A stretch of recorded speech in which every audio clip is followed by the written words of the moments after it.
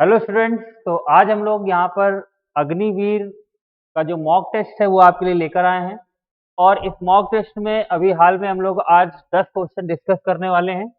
और ये mock test आपको कैसा लगा आप ये हमें ज़रूर बताइएगा कमेंट सेक्शन में। और इसके साथ साथ अगर ये आपको बहुत अच्छा पसंद आए, बढ़िया लगे, तो आप एक बार कमेंट करके ये ज़रूर बोल दीजिएगा कि इस मॉक टेस्ट को जारी रखा जाए। ठीक है, तो अभी ये पहला मॉक टेस्ट है। जैसा आपका रिस्पॉन्स रहेगा उसी हिसाब से हम लोग आगे इसका फीडबैक देते रहेंगे आपको। तो चलिए आज की इस क्लास को हम लोग शुरू करते हैं। और 10 क्वेश्चन जो हम लोग लेकर आए हैं उसका पहला क्वेश्चन आपके सामने स्क्रीन पर लाया जा रहा है। तो देखिए जो पहला क्वेश्चन है लिखा हुआ है कि संख्याओं 8, 12, 13, 15 और 22 का मानक विचलन कितना है। मानक विचलन जैसा कि आप देख रहे हैं मैंने इंग्लिश में भी लिख दिया है, स्टैंडर्ड डेविएशन कहते हैं इसको। कैसे निकालेंगे? नंबर्स हमारे पास देखिए क्या लिखे हुए हैं। नंबर्स हमारे पास लिखे हुए हैं 8, 12, 13, 15 और 22। ठीक है, अब बात आती है मानक विचलन की। तो मानक विचलन यानी एच डी। एच डी बराबर आपका होता है, क्या होता है भाई ध्यान समझिएगा, under root sigma X I minus X bar का whole square divide by N. अब कैसे हमें इस फॉर्मूले का यूज करना है, आप इस फॉर्मूले को थोड़ी देर भूल जाइए और मैं आपको बताऊंगा, आप तुरंत इसको बिना फॉर्मूला अप्लाई करे ही आसानी से कर लेंगे। तो देखिए कैसे करेंगे हम लोग, ध्यान दीजिएगा यहाँ पे। देखिएगा सबसे पहले आपको क्या करना है, इसका मीन निकालना है, मतलब इसको सबको जोड़ लेना है। तो 8 12 कितना हो जाएगा 20, 20 और 13 कितना हो जाएगा आपका 33, 33 और 15 हो जाएगा 48, और 48 और हम 22 को जोड़ेंगे तो हमें मिल जाएगा 70। और नंबर ऑफ टर्म्स देखें तो हमारे पास 5 है, 5 से डिवाइड करेंगे कितना आ जाएगा 14। अब आपको क्या करना है, इस 14 का हर एक नंबर के साथ डिफरेंस लेना है। जैसे 14 और 8 का डिफरेंस कितना है 6, 14 और 12 का कितना है 2, 14 और 13 का कितना है 1, 14 और 15 का कितना है 1, 14 और 22 का कितना है 8। अब आपको क्या करना है, इन सबका वर्ग कर लेना है। तो 36 प्लस 4 प्लस 1 प्लस 1 प्लस 64, इन सबको जोड़ लेते हैं तो ये 40 हो जाएगा। 40 और 1 41, 1 42 और 42 और 64, तो 64 और 42 को हम लोग जोड़ लेंगे तो ये हो जाएगा आपका जाके 106। अब हमें क्या करना है, 106 में केवल हमें डिवाइड करना है नंबर ऑफ टर्म से और इसका ले लेना है अंडर रूट। तो जैसे ही आप डिवाइड करेंगे इसको तो आप देखेंगे क्या इसमें कि आपको ये मिलेगा 21.2, तो लगभग 21.2 मिल रहा है। अब 21.2 का मतलब ये है कि ये 5 से ज्यादा नहीं है, मतलब 5 तो है ही नहीं, 5 से कम ही होगा। और अगर आप ये देखें ये नजदीक किसके है, ये 16 के नजदीक है या 25 के नजदीक है। तो आप देख पा रहे होंगे कि ये 25 के ज्यादा नजदीक है। तो इसका आंसर जो हम लोग लगाने वाले हैं that is answer number D. इसका आंसर हम लोग क्या लगाएंगे, ऑप्शन नंबर डी यानी कि 4.6। तो 4.6 इस क्वेश्चन का राइट आंसर हो जाएगा। चलिए हम लोग चलते हैं अपने नेक्स्ट क्वेश्चन की ओर।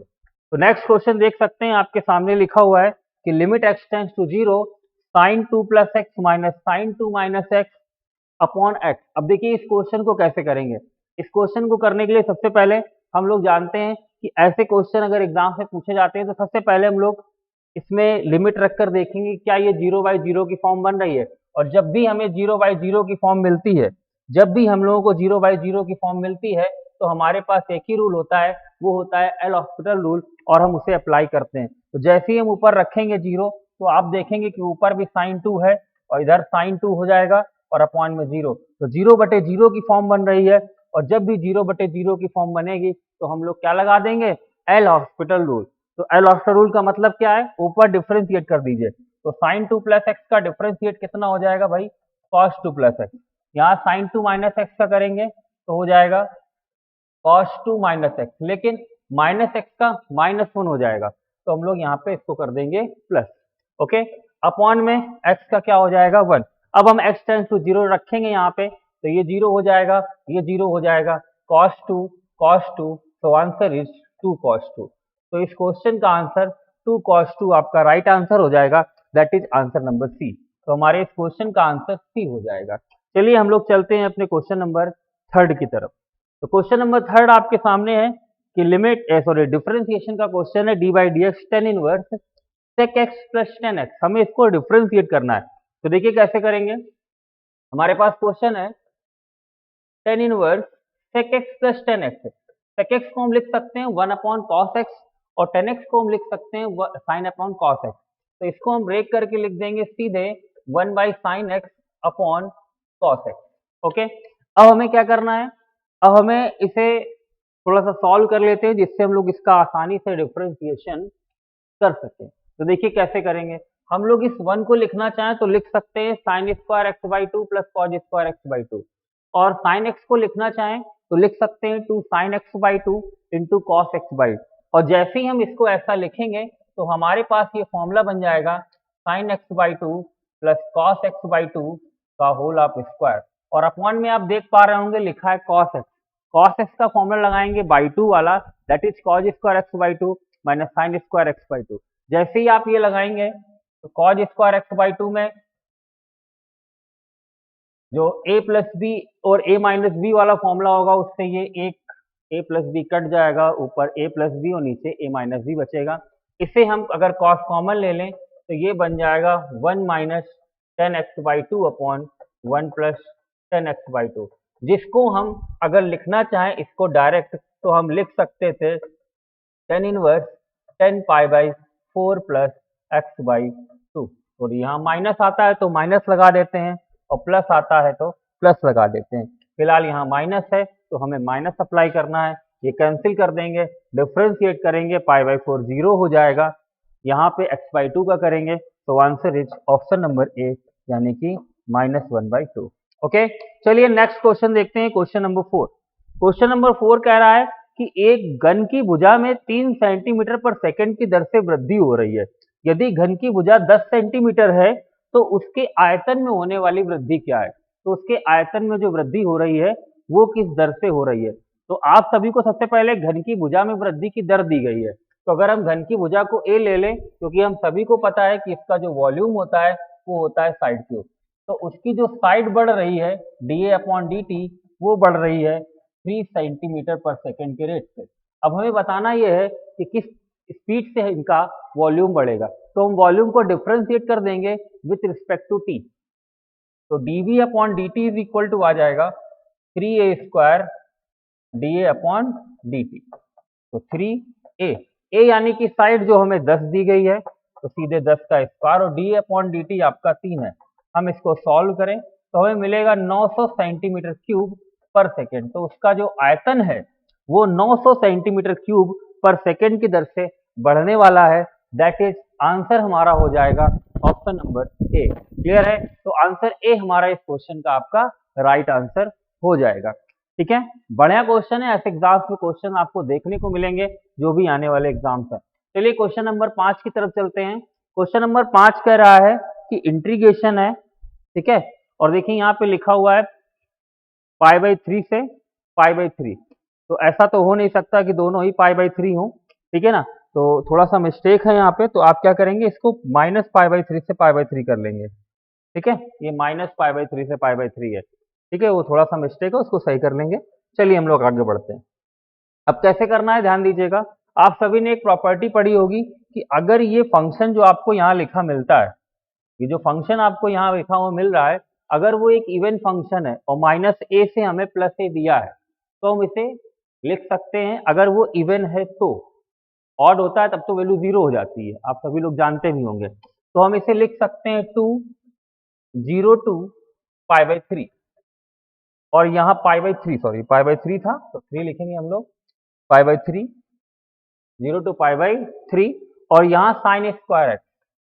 अब आपको करना क्या है, बस साइन स्क्वायर एक्स में, अब देखिए अगर हम 2 को अंदर भेज दें तो ये कितना हो जाएगा 2 साइन स्क्वायर एक्स, कितना हो जाएगा 2 साइन स्क्वायर एक्स। अब कॉस वाला फॉर्मूला लगा लीजिए साइन स्क्वायर एक्स का। तो आप सभी ने पढ़ा होगा cos 2x is equal to 1 minus 2 sine square X.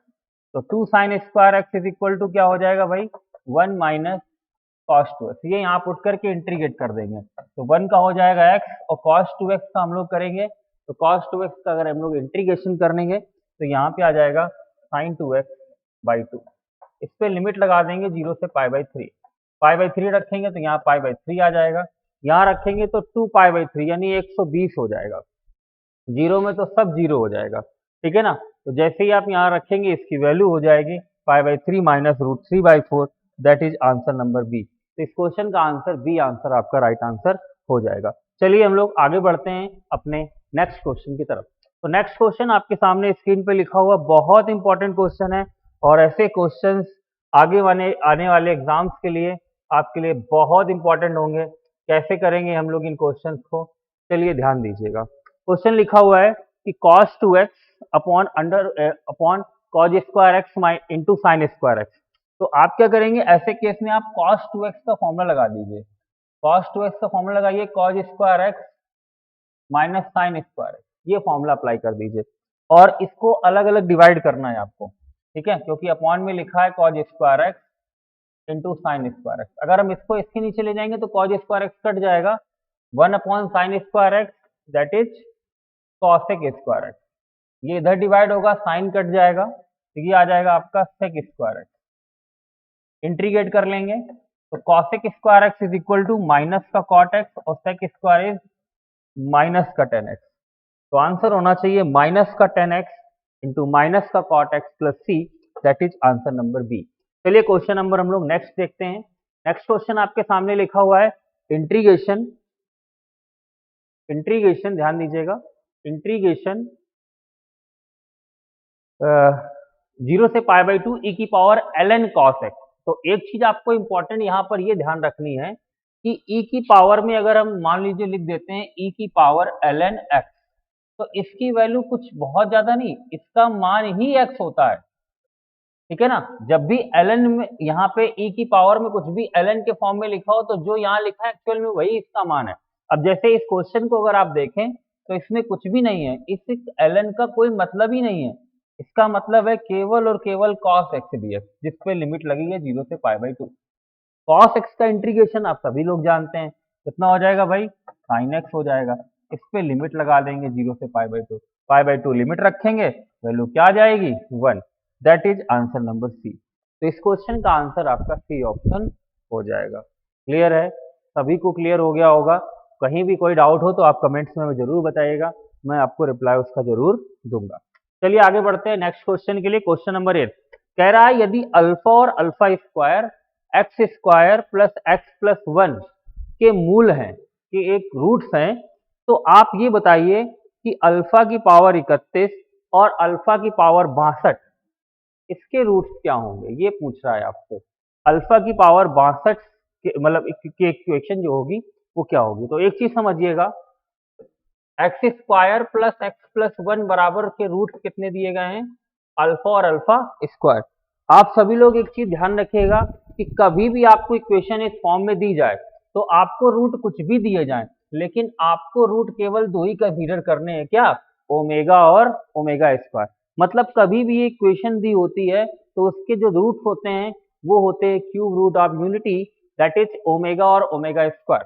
तो हम चाहें तो इनकी जगह ये लिख लें और या फिर यही लिखे रहने से कोई मतलब नहीं है। आप ये बस मानिएगा कि जो अल्फा है वो ओमेगा है और जो अल्फा स्क्वायर है वो ओमेगा स्क्वायर है। तो यहाँ से हम लोग ये भी एक चीज जानते हैं कि ओमेगा क्यूब क्या होता है, 1। तो अगर आप इन देखिए, जिसके लिए आपको इक्वेशन निकालनी है कि अल्फा की पावर 31 और अल्फा की पावर 62 के लिए आपको इक्वेशन निकालनी है, तो अगर अल्फा की पावर 31 को देखें आप, तो क्योंकि ओमेगा होता है, ओमेगा क्यूब होता है 1, तो आप देखिए तो 30 तक तो ये 1 हो जाएगा, तो ये बचा कितना, ओमेगा।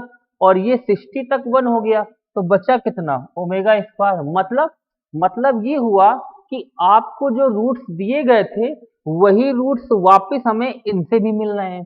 तो जब दोनों के रूट्स सेम हैं तो सिंपल सी बात है कि दोनों की जो इक्वेशंस होंगी वो भी सेम होंगी। इसका मतलब है जी जो इक्वेशन दी गई है हमें, यही हमारा इस क्वेश्चन का आंसर होगा, that is answer number C. तो इस क्वेश्चन का आंसर ऑप्शन नंबर सी हो जाएगा।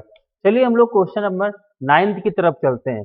अब देखिए 9th नंबर क्वेश्चन में कह रहा है कि 2x स्क्वायर माइनस 1/x की होल पावर 12 के प्रसार में x से स्वतंत्र पद कितना है। मतलब x से जो स्वतंत्र है, ठीक है, x से जो इंडिपेंडेंट टर्म है वो कितना है। तो x से हमें इंडिपेंडेंट टर्म निकालना है। तो कैसे निकालेंगे x से इंडिपेंडेंट टर्म, ध्यान से समझिएगा। लिखा हुआ है 2x स्क्वायर माइनस